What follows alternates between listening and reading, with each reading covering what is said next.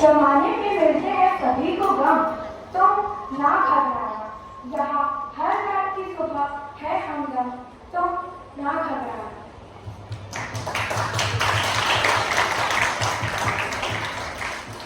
कितने खुश है ना सर, कितनी तालियां, कितना प्यार, कितना सराहना मिल रहा है ना खुशी को। अरे आप सब तो मिल ही गई ना खुशी से, आइए मिलवाती हूँ। ये है खुशी, खुशी अभिनव दुबे, जो आज इतनी खुश लग रही है, या कह सकते हैं कि इसके कारण अक्सर आप लोग खुश है। यह माहौल कुछ साल पहले नहीं था।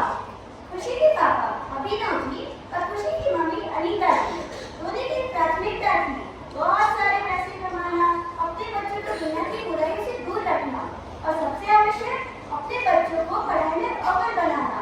अव्वल यानी इतना अव्वल कि अगर 90% से नीचे नंबर आए तो उनकी बेटियों का पढ़ाई में ध्यान ही नहीं है।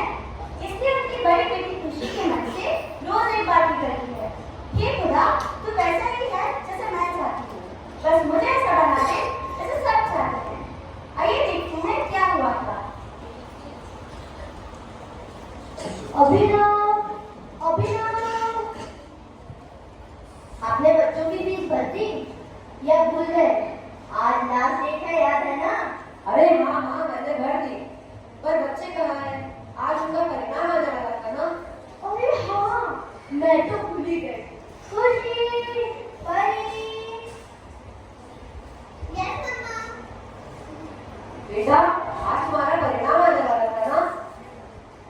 अरे हाँ पापा, मेरे 93/100 आए हैं। ओहो 93 मार्क्स, बहुत बढ़िया। पिछली बार 90 थे, 3 बढ़े, बहुत अच्छे। खुशी, तुम्हारा?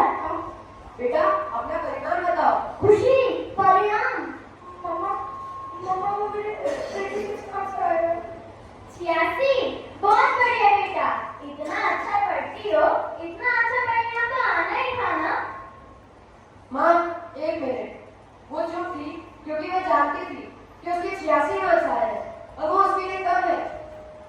बेटा 86 माने 86 हुए ना? जी दादी। बेटा तुझसे कोनो गलती तो ना हो गई? 86 आए, 86। माँ प्लीज। खुशी, पिछली बार 90 थे, 4 कम हो गए। ध्यान देकर बराबर पढ़ाई नहीं की थी ना। और जाने तो बैडमिंटन खेलने, आधा घंटा खेलने के चक्कर में पूरे 2 दिन निकाले इसने। 2 दिन अगर पढ़ने बैठती तो 90 के ऊपर मार्क्स आते ना। पापा, पापा मैंने पूरा पढ़ा था और क्लास में सबके मार्क्स थोड़े कम आए थे। पेपर बहुत लंबा था। दूसरों से मुझे क्या लेना देना? मुझे तो बस अपने बच्चों की फिक्र है। अभी शुरुआत में ही 90 से कम अंक आ रहे हैं, तो अंत के वार्षिक परीक्षा में तो सारे बढ़ जाएंगे ना। अरे अरे क्या हुआ? अरे माँ बस भी करो, दीदी के इतने कम मार्क्स ही नहीं आए। परी तुम चुप रहो, बड़ों के बीच में तुम मत बोलो। अगली बार तुम्हें भी खुशी की तरह अपने मार्क्स कम करवाना है क्या? चुप रहो, अंदर जाओ और पढ़ो, जाओ। और तुम रोना मत बंद करो, अपने कमरे में जाओ और पढ़ो, जाओ। तुम्हारी वजह से मुझे सुनना पड़ा।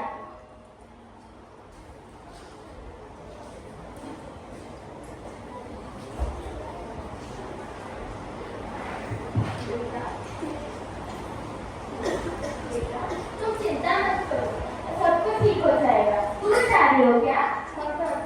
ठीक है बेटा, संभल कर जाओ।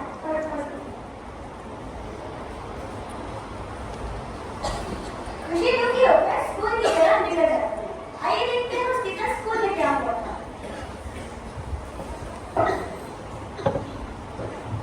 सुप्रभात अध्यापिका। सुप्रभात, सुप्रभात। चलो सब बच्चे अपनी हिंदी की किताब निकालो और पृष्ठ 30 का चौथा प्रश्न अपनी किताब में लिखो।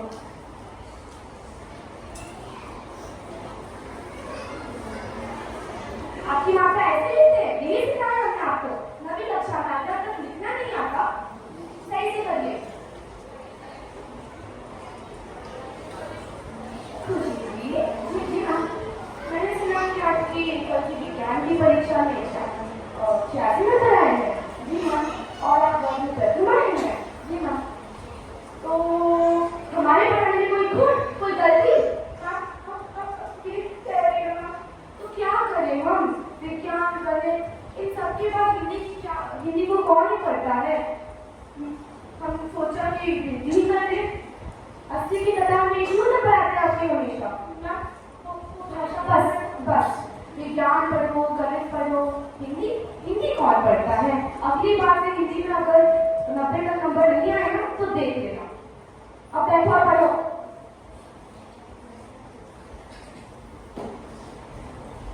खुशी दुखी होकर घर चली जाती है और घर में माता अपनी अगली परीक्षा के लिए तैयारी करने बैठ जाती है। देखते हैं क्या होता है।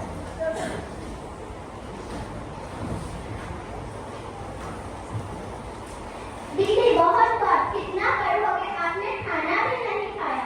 अब मम्मी पापा आएंगे तो मैं बोल दूंगी आज रविवार है तो दीदी ने पूरा दिन पढ़ा। परी प्लीज तुम जो पढ़ती हो तुम्हें सब एक ही बार में याद हो जाता है और मुझे बार बार नहीं करना पड़ता है। तो पढ़ने तो मुझे आओ। पर बेटा पर कितना पढ़ोगी?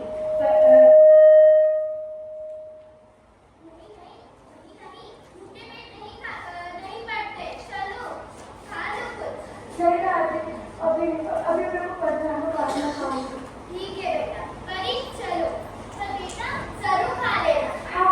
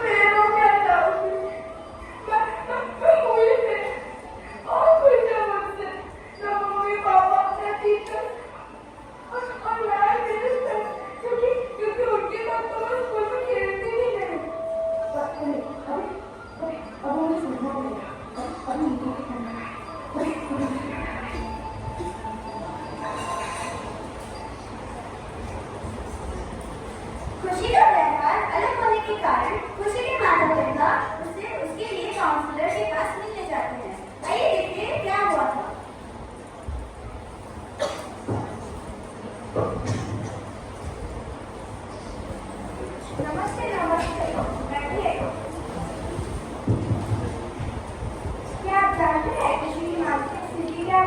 मानसिक स्थिति ये तो बस उसके ना बढ़ने का एक बहाना है। अच्छा, तो ये ना करने का बहाना है उसका? और नहीं तो क्या, वरना इतनी होशियार बच्ची अचानक पढ़ाई में कमजोर कैसे हो गई? अफसोस, आप खुशी की तकलीफ को नहीं समझ पाएंगे। मैडम आप जरा साफ साफ बोलेंगी, आप कहना क्या चाह रही हैं? मैं पहले से ही जल्दी में हूँ, मुझे दफ्तर जाना है। अच्छा, आप और आप खुशी के माता पिता रोज उसे पढ़ाई का बोझ और तनाव देते हैं। वह इतना अच्छा कर रही थी, बावजूद उसके क्या उसे बढ़ावा दे, आपको हमेशा उसकी सुनना थी। देखिए मैडम, ऐसा बिल्कुल नहीं। आज उसकी अध्यापिका का कॉल आया था कि वो कक्षा में अचानक रोने लगी और उसका थोड़ा व्यवहार भी अलग लगा, तो उसे आपके पास लाए। हम आपके पास इसलिए आए, आखिर हम भी उसके माता हैं। हम भी तो जाने ऐसी कौन सी बात है जो हमारी बेटी पढ़ने में कमजोर हो रही है। ये देखिए, ये खुशी की डायरी है। क्या आप जानते हैं इसमें क्या है? रुकिए, मैं दिखाती हूँ। मुझे कामों के शौक कुछ नहीं, पता नहीं मेरा भी पता कुछ नहीं। फिर एक फूल खिला सूरज के अंगारों पर, फिर एक बीज जला डूबते किनारों पर। ये सब क्या है? सर, ये कविता आपकी बेटी ने खुद लिखी है। मगर हमारी बेटी ने इसके बारे में कभी कहा ही नहीं। बिल्कुल बताती मैम, क्यों नहीं बताया? क्योंकि आप लोगों ने कभी उसकी शौक को जानने की जरूरत महसूस ही नहीं की। हमेशा स्कूल, पढ़ाई, ट्यूशन यही बात, और यह सब नहीं तो दोस्तों से उसकी तुलना। जरा सोचिए कितना बदल है उसके दिमाग पर। और इसमें सिर्फ आप दोनों ही नहीं, स्कूल के कुछ टीचर और आसपास के रिलेटिव भी दोषी हैं। पर मैडम आपको क्या लगता है, हमें क्या अपनी बेटी को डांट कर खुशी मिलती है? अगर उसके मार्क्स ज्यादा आएंगे तो उसी का तो भविष्य उज्जवल होगा। सही कहा आपने, भविष्य तो उसी का बनेगा। पर तब जब वो पढ़ाई के साथ साथ खुद से आत्मविश्वास और भरोसा रख पाएगी। इतने तनाव के कारण वो लोगों का सामना करने से डरने लगती। मैम, सर, अब आपको समझना होगा, आपकी बेटी को आपके प्यार और संभालने की जरूरत है। मैम, आप सही कह रही हैं। हम दोनों काफी गलत हैं। अपने बच्चों को आगे बढ़ाने की चाह में हमने उनका बचपन, उनकी खुशियाँ सब छीन लिया। मैम, आप प्लीज मेरी बेटी का प्रॉपर काउंसलिंग कीजिए मैम, उसे ठीक कर दीजिए मैम। मैम, माता पिता से बढ़कर अच्छा कोई काउंसलर नहीं होता है। आपको बस खुशी को समझने की और उसे बढ़ावा देने की जरूरत है। और हाँ, वह कोई मशीन नहीं है, उसे भी खुशियाँ बटोरने की, ये इतना अच्छा लिखने की और खेलने की जरूरत है। Thank you so much ma'am. अब हमें समझ में आया कि हम दोनों कितने गलत थे। अब हम अपनी बेटी पर पढ़ाई का जोर न डालकर उसे हमेशा सहारा देंगे। धन्यवाद।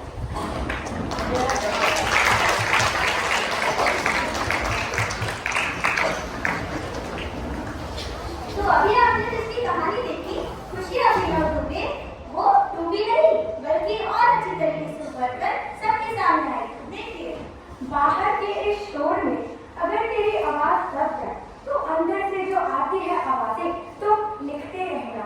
यहाँ हर रात का स्वभाव है हम लोग, तो ना घबराना।